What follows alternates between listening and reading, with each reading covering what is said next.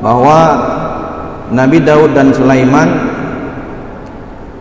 pernah suatu ketika memberikan keputusan atau sebuah hukum terhadap dua orang yang sedang berselisih paham.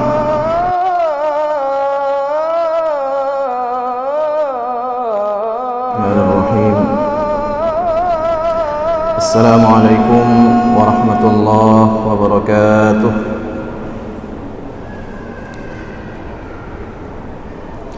Alhamdulillahi rabbil alamin.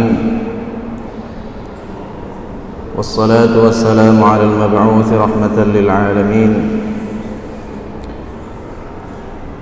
Sayyidina wa maulana Muhammadin خاتم الأنبياء والمرسلين وعلى آله وصحبه أجمعين. سبحانك لا علم لنا إلا ما علمتنا إنك أنت العليم الحكيم. اللهم علمنا ما ينفعنا وانفعنا بما علمتنا وزدنا علما. Hadirin wal hadirat, kaum muslimin dan muslimat, para pendengar halaqah maghrib melalui Radio Baitur Rahman dan RRI yang dirahmati Allah Subhanahu wa taala. Marilah pada malam yang berbahagia ini, sambil kita beriktikaf menunggu tibanya salat Isya, kita luangkan waktu sejenak sambil beriktikaf untuk kita mendengarkan halaqah maghrib. Mudah-mudahan ada keberkahan yang Allah curahkan kepada kita semua dan mendapat naungan para malaikat Allah Subhanahu wa taala. Hadirin berbahagia, malam ini seperti biasa yang menyampaikan halaqah maghrib adalah guru kita Ustaz Fakhruddin, namun beliau saat ini sedang berada di luar daerah. Oleh karena itu, menutup kekosongan malam ini, maka kami akan menyampaikan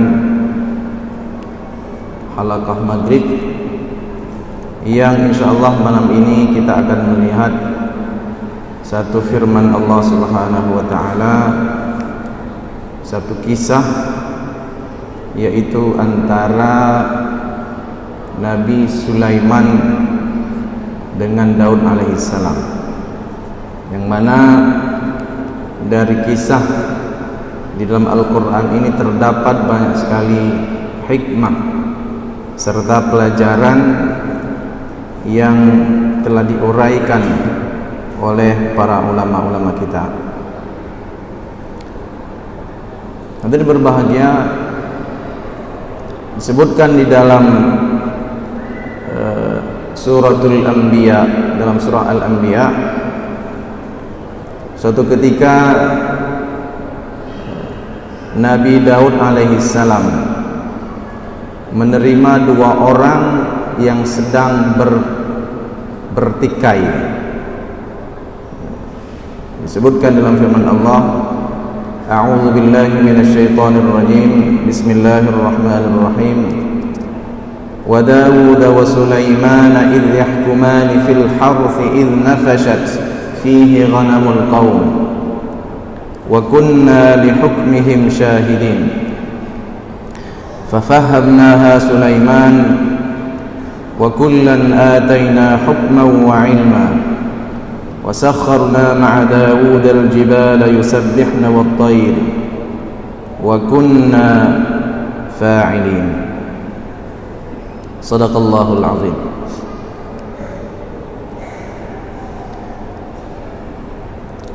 Hadirin berbahagia,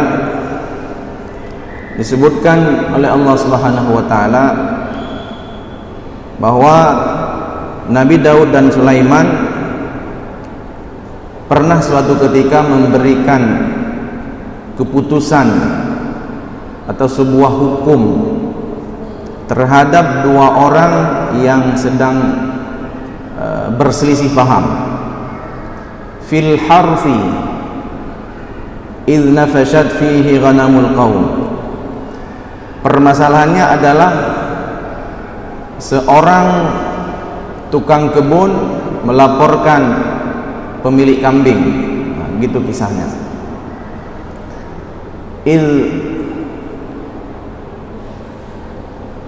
Idh nafashat fihi ghanamul qaum. Jadi pemilik kebun ini, hadirin berbahagia, mengadukan kepada Nabi Daud alaihissalam bahwa kebunnya telah dirusak oleh sekawanan kambing. Telah dirusak oleh sekawanan kambing. Wa kunna li hukmihim syahidin. Kemudian kata Allah Subhanahu wa taala, kami menyaksikan keputusan yang diberikan oleh mereka berdua. Dalam uraian tafsir disebutkan, hadirin berbahagia, ketika ketika pemilik kebun mengadukan kepada Nabi Sulaiman alaihissalam bahwa kebunnya telah dirusak oleh sekawanan kambing, lalu mereka berdua memutuskan menghadap Nabi Daud alaihissalam. Ketika pemilik kebun menyampaikan bahwa kebunnya telah dirusak, lalu hadirin berbahagia, secara spontan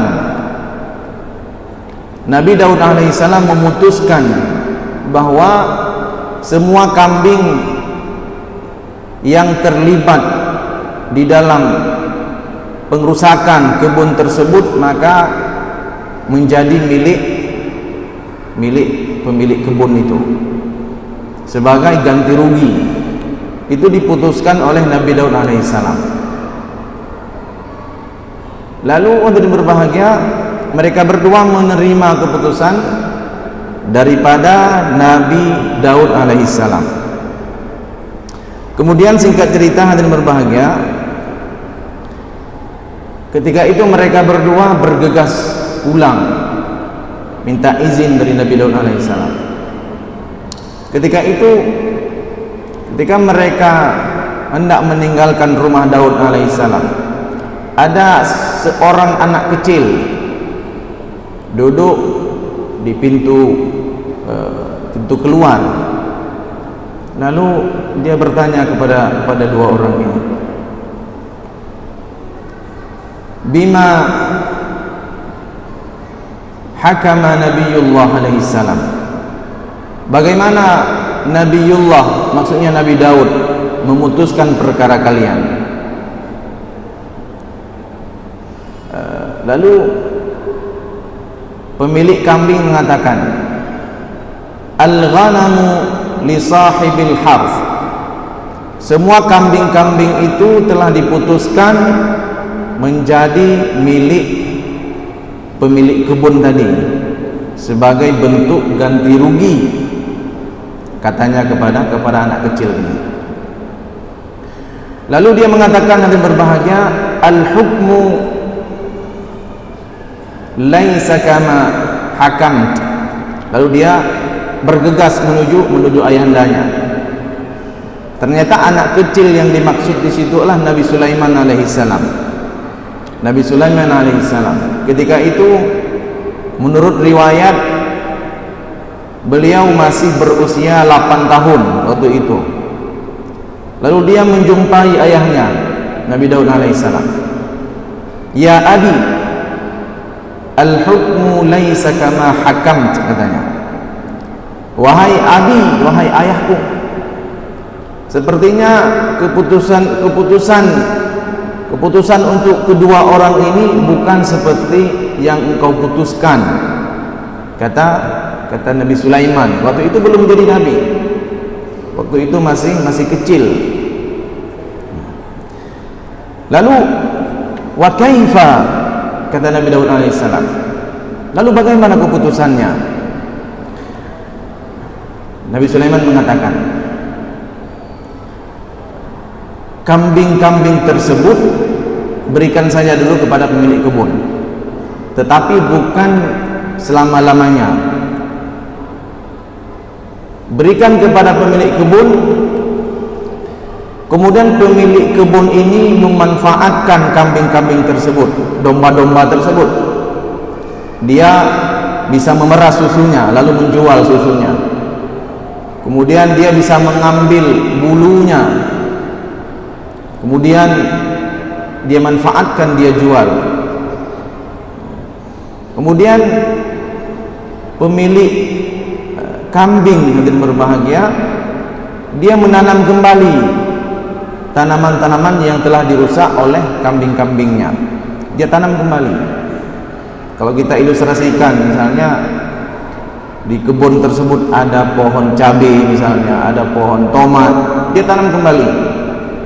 Lalu ketika di kebun tersebut tanaman itu telah tumbuh seperti sebelumnya, apakah itu 1 bulan misalnya, lalu kambing itu kembalikan lagi kepada pemiliknya. Jadi dengan demikian keputusan tersebut itu yang paling bermaslahah. Maslahatnya dapat untuk kedua orang tersebut. Pemilik kebun dia tidak rugi, juga pemilik kambing tidak rugi. Nah, ini keputusan yang diambil oleh seorang anak kecil. Seorang anak kecil yang masih berusia 8 tahun, kata mufassir. Dan berbahagia. Lalu keputusan yang telah diambil oleh Nabi Daud alaihissalam dirubah oleh Nabi Daud sesuai dengan pandangan anaknya, yang tentunya dia anggap lebih bijaksana. Artinya pada waktu itu tidak ada seorang pun yang dirugikan, baik pemilik kebun maupun pemilik kambing. Nah, berbahagia, kisah ini kemudian diabadikan oleh Allah Subhanahu wa taala di dalam Al-Qur'an. Itu bisa kita cek di surah Al-Anbiya ayat 78 sampai 79. Itu disebutkan di dalam suratul Anbiya tentang dialog antara Nabi Daud alaihissalam dengan putranya Sulaiman yang masih kecil ketika itu. Agar berbahagia. Kemudian dari cerita itu kemudian kita melihat bahwa di antara salah satu kelebihan yang diberikan oleh Allah Subhanahu wa taala kepada para nabi dan kepada para rasul adalah diberikan ilmu dan hikmah. Di samping diberikan ilmu, juga mereka diberikan hikmah oleh Allah Subhanahu wa taala. Diberikan hikmah, dan bahkan kepada Nabi kita Muhammad sallallahu alaihi wasallam juga diberikan ilmu, kemudian diberikan hikmah kepada Nabi kita Muhammad sallallahu alaihi wasallam, dan bahkan Allah memberikan ilmu dan hikmah itu kepada seluruh para rasul dan juga nabi, khususnya yang disebutkan di dalam Al-Quran itu Nabi 25 orang. Misalnya ketika Nabi Ibrahim alaihissalam itu pernah mendoakan, Rabbana wa ba'ats fihim rasulan minhum yatlu alaihim ayatika wa yu'allimuhumul kitaba wal hikmata wa yuzakkihim innaka antal azizul hakim. Nabi Ibrahim alaihissalam pernah mendoakan agar supaya di tanah Mekah kelak nanti akan dibangkitkan, akan diutus seorang nabi, seorang rasul di kalangan bangsa Arab. Yatlu alaihim ayatika, di mana Nabi tersebut, Rasul tersebut membacakan ayat-ayatmu, yatlu alaihim ayatika, membacakan ayat-ayat Al-Quran kepada bangsa Arab, wa yu'allimuhumul kitaba, dan Nabi itu, Rasul tersebut kemudian mengajarkan kepada mereka Alkitab, wal hikmah, dan juga mengajarkan hikmah, wa yuzakkihim innaka antal azizul hakim. Di antara hal berbagi itu, di antara doanya Nabi Ibrahim alaihissalam kepada Nabi kita Muhammad sallallahu alaihi wasallam. Oleh karena itu, di dalam kehidupan Nabi sallallahu alaihi wasallam banyak sekali peristiwa-peristiwa ketika misalnya seorang sahabat bertanya kepada Nabi sallallahu alaihi wasallam tentang ayyul amali afdal. Itu pertanyaan sahabat Nabi sallallahu alaihi wasallam. Amalan apa yang paling utama wahai Rasulullah? Amalan apa? Itu kan seperti pertanyaannya kaum Nabi Daud alaihissalam tadi.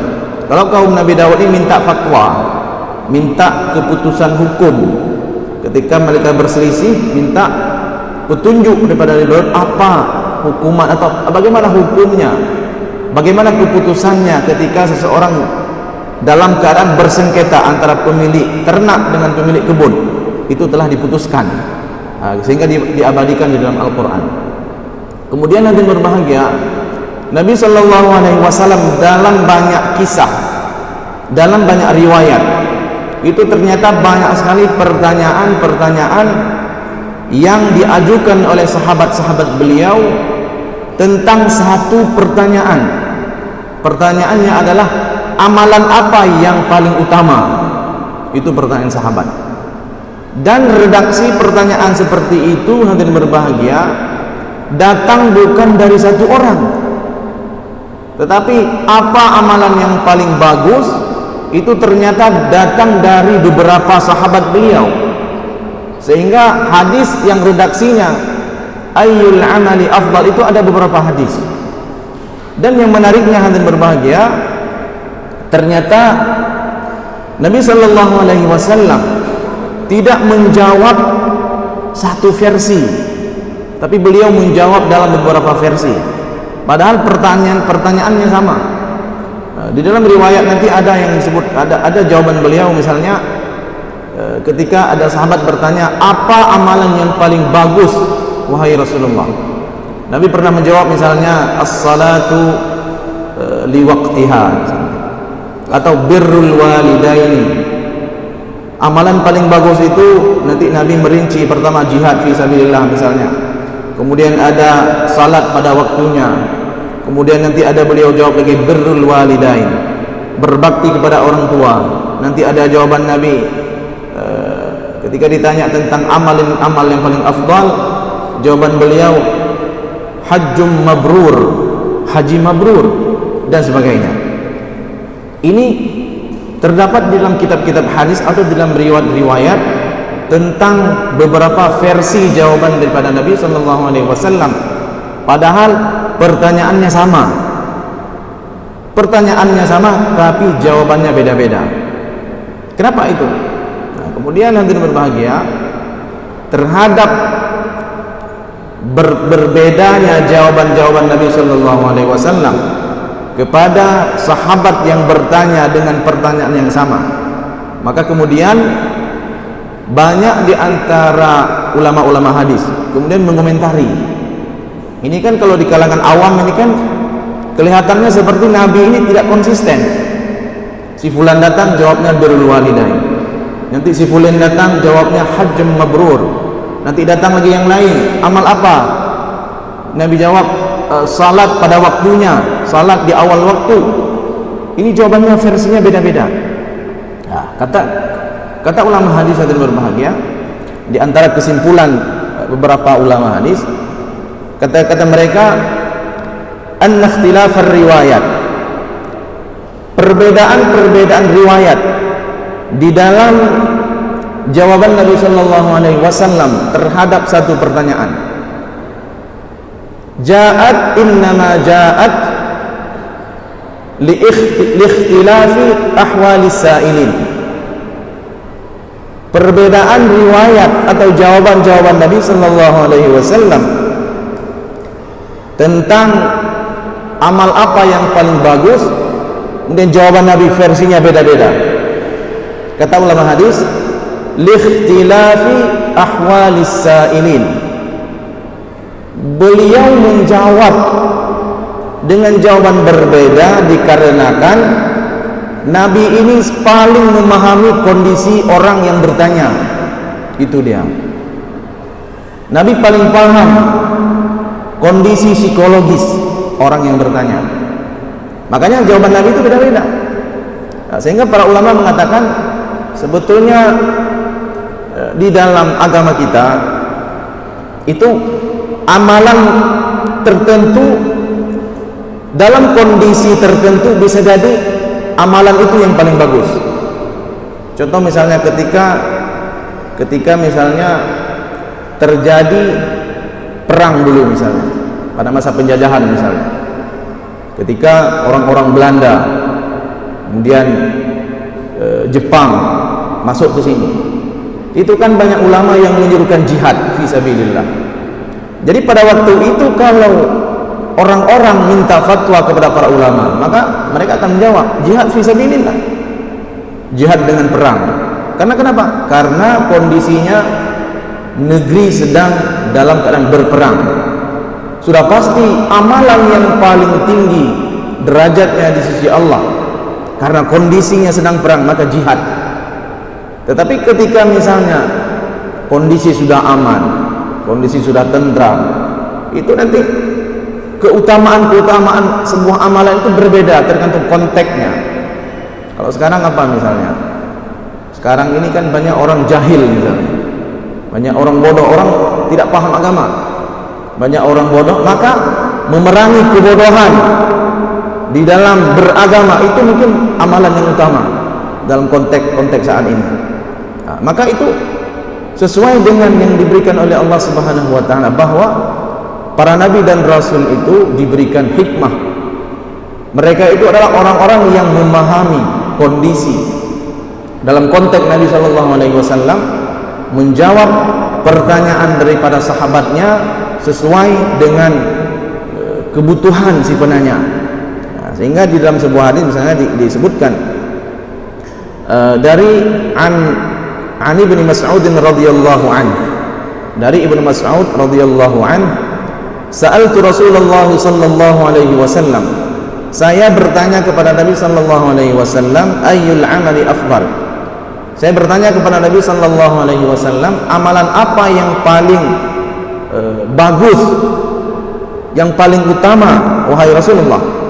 Faqala alaihi salatu wassalam, lalu Nabi menjawab, as-salatu liwaqtiha, salat pada waktunya.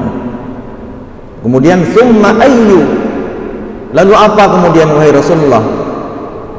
Qala birrul walidaini, berbakti kepada orang tua. Lalu apa kemudian ya Rasulullah? Al jihadu fi sabilillah, jihad di jalan Allah. Itu ada 3. Nanti ada redaksi hadis yang lain, ada riwayat yang lain tidak seperti ini susunannya. Jadi dalam hadis ini, pertama, amalan yang paling utama adalah salat pada waktunya, salat di awal waktu. Kemudian birrul walidain, kemudian yang ketiga jihad fi sabilillah. Kenapa demikian? Sehingga ada komentar misalnya daripada ulama hadis, boleh jadi ketika sahabat bertanya tentang ini, barangkali ada masalah dengan ketepatan waktu salatnya. Jadi Nabi men-stressing, penekanan Nabi itu, kamu salatnya masih sering terlambat misalnya, maka penekanannya di situ, penekanannya di bagian salat.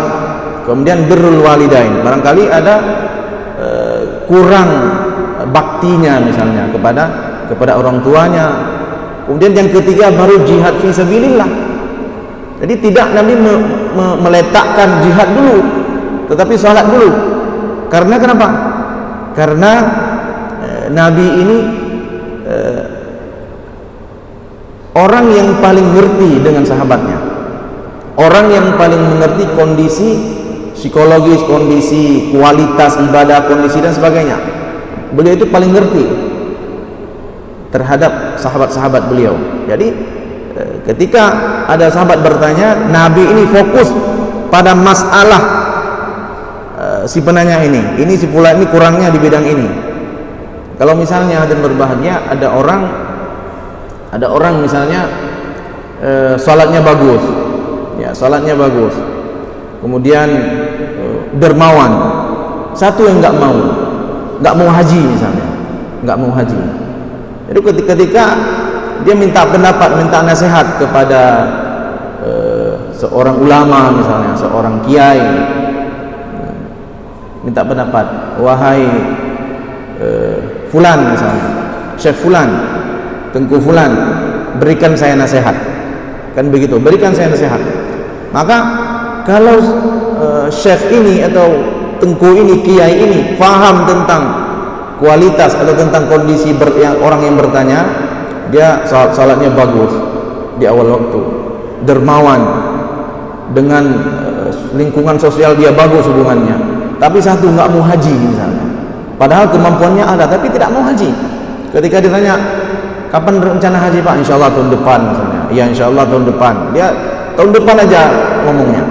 Maka seorang yang memahami permasalahan yang bertanya ini, maka harus dia katakan amalan yang utama adalah kamu naik haji, ya begitu. Jadi tidak serta merta dia sifatnya tek seperti ada hadis Nabi misalnya, baru baca hadis Nabi SAW, di hadis itu yang ditekankan itu jihad, lalu kita mengatakan jihad fisabilillah, ini tidak connect dengan kondisi orang-orang yang bertanya. Nah, kemudian hadirin berbahagia,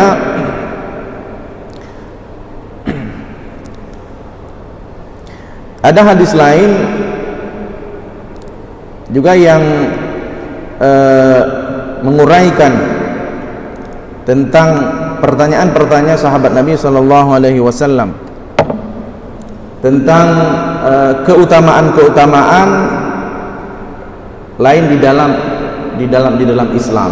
Misalnya ada seorang sahabat bertanya seperti ini, wahai Rasulullah, sampaikan satu nasihat, dengan nasihat tersebut saya akan masuk surga, ya kan? Sampaikan satu nasihat, dengan nasihat itu saya bisa masuk surga. Nanti itu kan ada hadisnya yang menyebutkan seseorang sampai mengulang-ulang bertanya kepada Nabi SAW, minta nasihat kepada Nabi, lalu Nabi hanya menyampaikan kalimat yang sangat singkat sekali, la taghdab, katanya, la taghdab. Apa nasihat Nabi SAW? Jangan marah. Nanti datang lagi si fulan ini, nasihatnya jangan marah saja, itu saja nasihatnya. Datang lagi dia, lalu Nabi memberikan nasihat, jangan marah, la taghdab, kamu jangan marah, kamu jangan temperamen, nah, begitu, jangan sikit-sikit marah. Ini kan satu kondisi psikologis kebanyakan orang itu kan mudah tersinggung. Ini sifat manusia ini, ego. Ketika tersinggung dia marah, ketika orang tidak menghormatinya dia marah, ketika ada orang bentak dia juga marah. Nah, ini kan satu kondisi umum, secara umum manusia. Sehingga Nabi SAW memberikan nasihat yang sangat singkat kepada sahabat ini, kamu cukup jangan marah saja, jangan marah. Maka amalkan jangan marah itu, mungkin dengan kamu tidak mudah marah, itulah jalanmu ke surga. Karena marah itu kan, hadirin berbahagia, itu kan efeknya luar biasa, bahkan itu ketika misalnya terjadi kasus-kasus pidana, pembunuhan misalnya, itu kan disebabkan hal-hal sepele, karena marah, tersinggung misalnya, sehingga sampai dia bunuh orang. Itu kan berawal dari marah itu sendiri, berawal dari marah. Sehingga banyak orang yang sekarang mendekam di penjara itu berawal dari tidak mampu mengontrol emosinya, sehingga melakukan tindakan-tindakan yang menyebabkan orang celaka, orang lain bahkan sampai meninggal dunia. Karena permasalahan marah ini dan berbahagia efeknya luar biasa. Karena ketika marah itu seseorang tidak lagi mampu mengontrol dirinya. Sehingga di dalam sebuah riwayat yang sangat populer itu kan disebutkan bahwa seseorang yang dianggap kuat itu adalah man yamliku nafsahu 'indal ghadab. Kan begitu. Orang yang dianggap laki itu adalah orang yang mampu mengontrol emosinya ketika dia marah. Maka itulah orang yang paling hebat. Dan berbahagia barangkali inilah uraian-uraian dari sebuah kisah di dalam surah Al-Anbiya tentang bagaimana bijaksananya seorang nabi. Mudah-mudahan memberikan manfaat kepada kita semua. Saya mohon maaf terhadap kekurangan dan kesalahan. Wabillahi taufiq wal hidayah. Wassalamualaikum warahmatullahi wabarakatuh. Ya Rabbana lakal hamdu kama yanbaghi li jalali wajhikal karim wa 'azimi sultanik. Allahumma salli ala sayyidina Muhammad wa ala alihi wa sahbihi ajma'in. اللهم أعنا على ذكرك وشكرك وحسن عبادتك.